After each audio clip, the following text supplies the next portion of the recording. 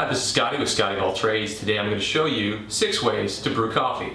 We're going to start with the simplest, what everybody's pretty much used to, is your drip coffee maker from home. We're going to step it up to the French press.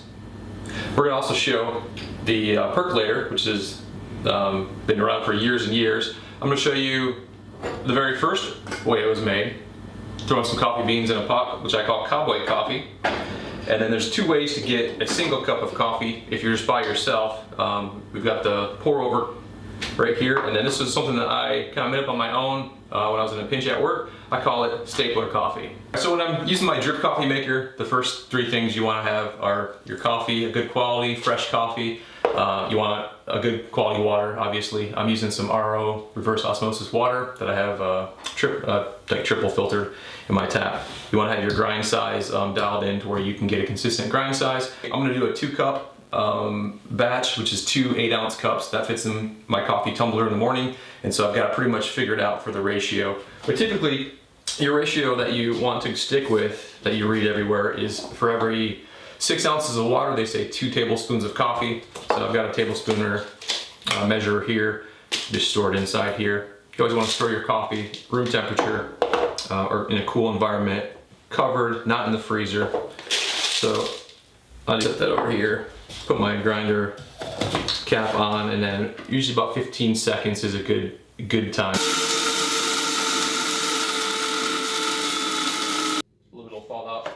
Tap. This is pretty much clear. To make it cleaner, I use a paintbrush that is basically very clean. It's just my coffee paintbrush. I keep it in a mug, and I can clean out my filter pretty quickly and easily. And the reason I like doing this is there's no coffee stuck in there that's going to be stale, so you're kind of not tainting your next batch with stale coffee that has been left in there from the previous batch.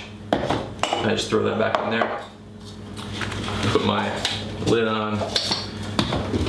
And then a fun way to store your lid, to try and keep your cord always nice and neat.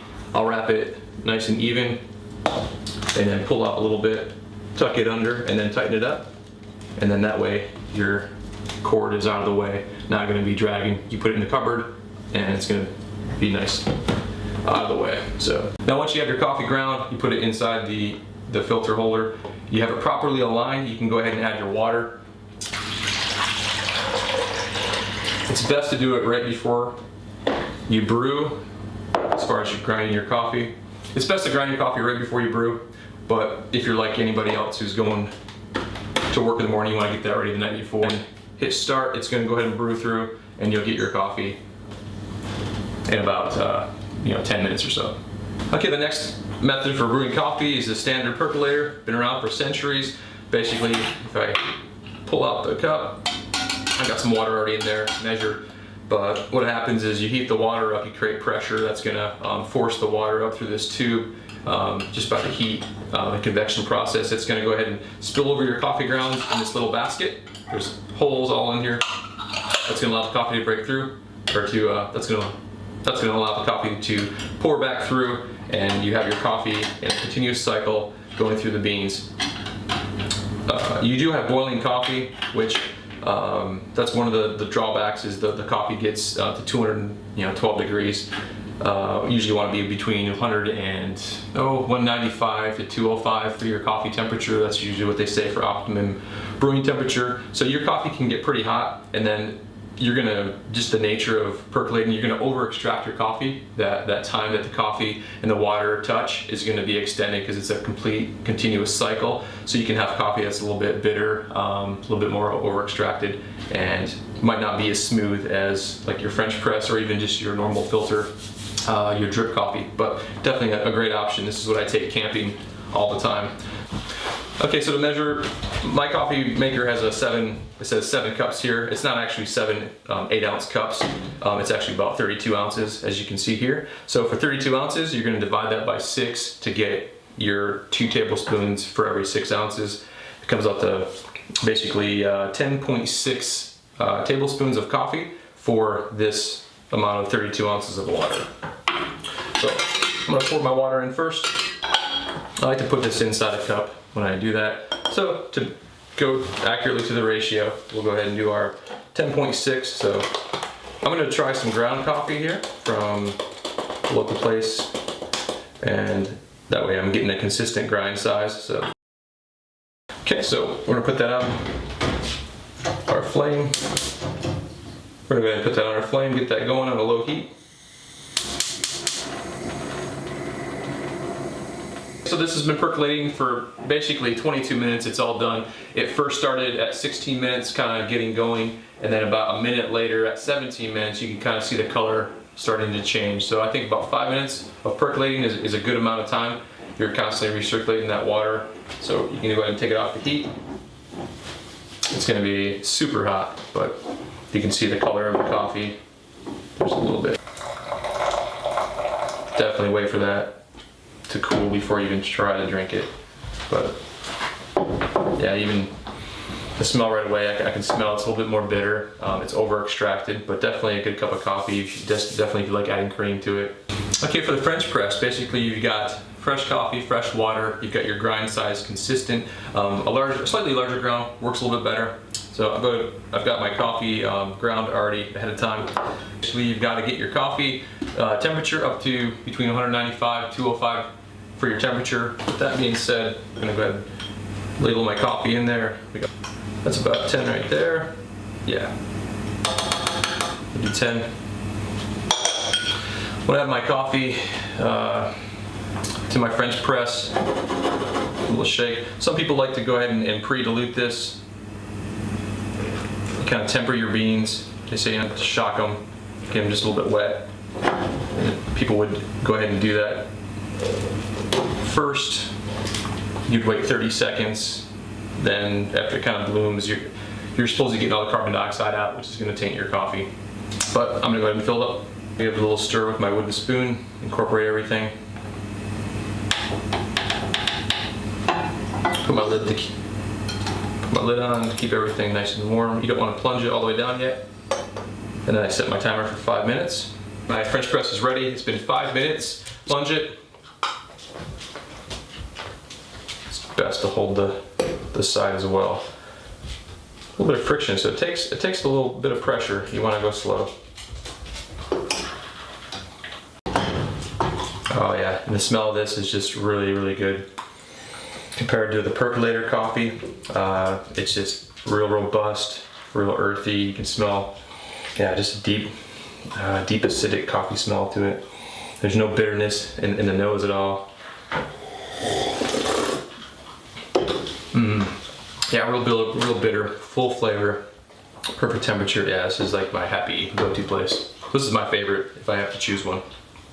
One of my favorite methods if I'm in a pinch for time and I'm not making a huge batch is the pour-over. This works great. You're going to go ahead and maximize your coffee experience because you get to control the grind size, you get to control the temperature, and then you're not making more than you need.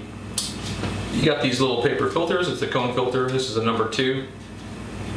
Pre-wet makes it stick to the side and kind of stay open. So I'm going to go ahead and wet the filter, and that helps it to open up and keep its shape. You go ahead and add your coffee grounds. This is just totally up to you. If you're doing 6 ounces, they say 2 tablespoons. I like to do 3. This filters pretty quickly, so your contact time is going to be faster, obviously, than the French press, obviously, than the drip. I like the ball jars because you get your ounces or your milliliters in there. So if I look at my 6 ounces, there's a little mark right there, so I can just slowly filter it. Just enough to where it's incorporated. You've got your coffee coming through. You got nice rich, deep caramel color. And then I'm going to go ahead and pour it to the outside edge, and that forces that coffee to kind of come down to the center again. And just a little bit. It's going to filter its way through. You can see all the oils coming up to the surface. This is a little more labor intensive, but when you're wanting a really good cup of coffee in the morning and it's just you, get to your office, you get a little hot pot next to you, turn it on, you can just have just the most amazing cup of coffee all by yourself. Now as I filtered it through, it's still pretty warm. What you can do, just one more time, I've done this and it doesn't seem to change the flavor too much. It might be a slight over extraction, but the flavor is pretty good. You can go ahead and pour your coffee back through one more time. That's a nice happy spot. Next method is called Cowboy coffee. Basically, it's coffee, a pot of water, you boil it The grounds settle down after 5-10 minutes or so. Pour it slowly to keep the grounds back, but your coffee might be a little bit chewy. So you're gonna add your coffee just like normal. You can add the water. We're gonna go ahead and turn the heat on. Bring that to a boil.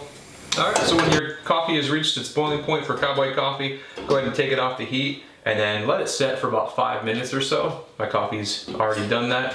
By doing that, your grounds will slowly have settled all the way down. They kind of get waterlogged, and so that kind of makes them heavier, they expand, and then it's gonna all reach to the bottom. And if you're really slow, really careful at pouring, you can pour into your glass. You're gonna get some grounds, that's part of the fun. Yeah, not too bad. You'll have a little bit of sediment once you're at the very bottom. Almost like a Turkish coffee, but definitely not that strong. That's pretty good. Yep, a little bit on the bitter side, but yeah, it's a decent cup of coffee. And my last technique for brewing coffee is called stapler coffee, office coffee. When you're in a pinch at work, you just want to make 1 cup for yourself. This is what I like to do. It's more of a tea bag steeping. It's totally not the same line as your drip or pour over, but it's kind of like a French press when you think about it. You're putting your coffee in the water, you're letting that contact time remain there for quite a while, and then you're drinking it just as normal. In this case, I like to use 3 tablespoons of coffee. And again, I'm using pre-ground. 2 and 3. So with all coffee, you've got coffee, water, and time. So to construct my tea bag, I'm going to go ahead and pinch in the center. You're going to bring both ends up. You're going to kind of pinch that. Make sure the opening is all at the same point. Give it a little tap so the coffee stays in the center. Bring that back over. A bigger coffee filter works a lot better, but I'm using the small one that I have at home right now. It's important when you staple, make sure you get everything. So go to the smallest part, and usually 2 staples going across will work. I'm gonna go ahead and do 1 cup of coffee. So I'll go up to 8 ounces. So right about there. Again, you're just eyeballing it. You got a cup at work. I'll go ahead and let it kind of infuse. You can already see just over time you're gonna have that seep out. If you want to speed it up, you can dunk it, kind of like what I'm doing here. You can see it get darker and darker over time. Usually I'll just set it in, go walk around at work, come back, and it'll be ready. That's just stapler coffee. Have fun. Well, thanks for watching. Hopefully you learned a few different ways of brewing coffee that may not have been familiar to you, from simplistic to normal to something in between. And hopefully with the stapler coffee, you found something that you can use in a pinch. In the future, if you want to see cold brewing coffee, go ahead and click on a video that'll be up here. And if you want to see how to use a mocha pot, which is something you'll find in Europe or in other countries, you can go ahead and click in the bottom right. Thanks for watching, and I hope you have a great day.